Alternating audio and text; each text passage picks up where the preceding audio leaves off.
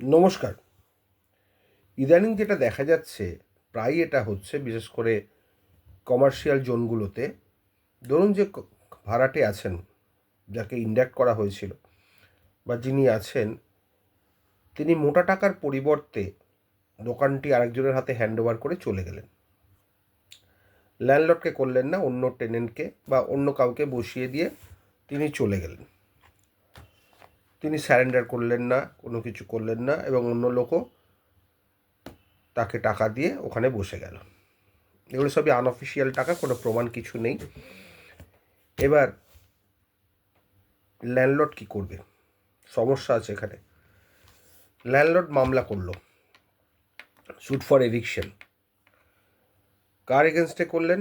Tenant, এবং ground নিলেন সাবটেনেন্সি।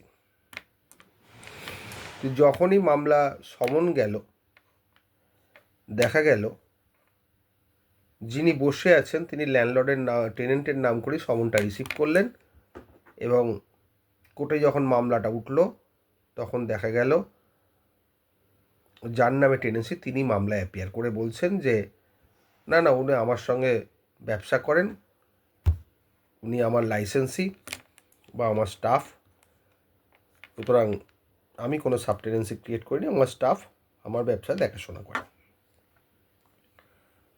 খুব টাফ। এক্ষেত্রে ল্যান্ডলর্ডদের পক্ষে সত্যি টাফ হয়ে যায় ব্যাপারটা, কীভাবে ডিল করবে। দেখুন, এই সব ক্ষেত্রে সাবটেনেন্সি প্রমাণ করা খুব শক্ত,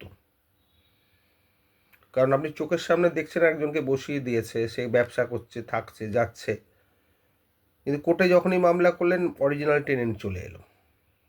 সে বলছে আমার স্টাফ হয়, আমার সঙ্গে আছে, আমার সঙ্গে থাকে, দেখাশোনা করে, ব্যবসা দেখাশোনা করে, তাকে আমি মাইনে দিই, ডেলি বেসিসে ওয়েজ দিই, সুতরাং ওকে আমি সাবটেনেন্সি নয়, আমার স্টাফ বা আমার রিপ্রেজেন্টেটিভ। সেই সব ক্ষেত্রে আমি যেটা ল্যান্ডলর্ডদের অ্যাডভাইস করি, সাবটেনেন্সির গ্রাউন্ড ছাড়াও আপনারা রিজনেবল রিকোয়ারমেন্টের গ্রাউন্ড দিন। যদি ভাড়া না দেয় তাহলে আপনারা ডিফল্টারের গ্রাউন্ড দিন। রিজনেবল রিকোয়ারমেন্ট এমনই একটা গ্রাউন্ড, মোটামুটি সুপ্রিম কোর্ট বা হাইকোর্টই বলুন, যেই বলুন না কেন, মানে 90% ক্ষেত্রে ল্যান্ডলর্ডদের ফেভারেই থাকে। যদি ল্যান্ডলর্ড কোনো বড় সড়ো সাপ্রেস করে না থাকে, বা ল্যান্ডলর্ডের ছোটোখাটো অ্যাকোমোডেশন থাকলেও সুপ্রিম কোর্ট বা হাইকোর্ট ল্যান্ডলর্ডদের ফেভারেই জাজমেন্ট ডিগ্রি দিচ্ছেন। সুতরাং সাবটেনেন্সির ওপর বেশি প্রেশার ক্রিয়েট না করে, কারণ যেটা আপনি প্রমাণ করতে পারবেন না, চোখের সামনে দেখলেও আপনি প্রমাণ করতে পারবেন না, তাহলে সেক্ষেত্রে আপনি রিজনেবল রিকোয়ারমেন্টের মামলা করুন, ভাড়া না দিলে ডিফল্টার। এই দুটো গ্রাউন্ড করুন, এতেই কাজ দেবে। যখনই আপনি প্রমাণ করতে যাচ্ছেন যে ওখানে থাকে না, তখনই দেখছেন সমনটা বা নোটিশটা বা যাই পাঠান না কেন ফর দিয়ে যিনি বা বসে আছেন তিনি রিসিভ করে দিচ্ছেন, বা রিডাইরেক্ট করে যেখানে রেসিডেন্স সেইখানে পাঠিয়ে দিচ্ছে যেখানে টেনেন্টের রেসিডেন্স।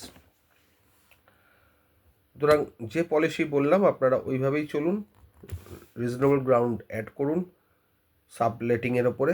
আননেসেসারি জোর দিয়ে আপনি লিখুন, লিখতে বারণ করছি না, কিন্তু তার সঙ্গে ইন অ্যাডিশন রিজনেবল রিকোয়ারমেন্টের গ্রাউন্ড দিন। সাবটেনেন্সি ফেল করে রিজনেবল রিকোয়ারমেন্টে আপনি বেরিয়ে যাবেন। ভালো থাকবেন।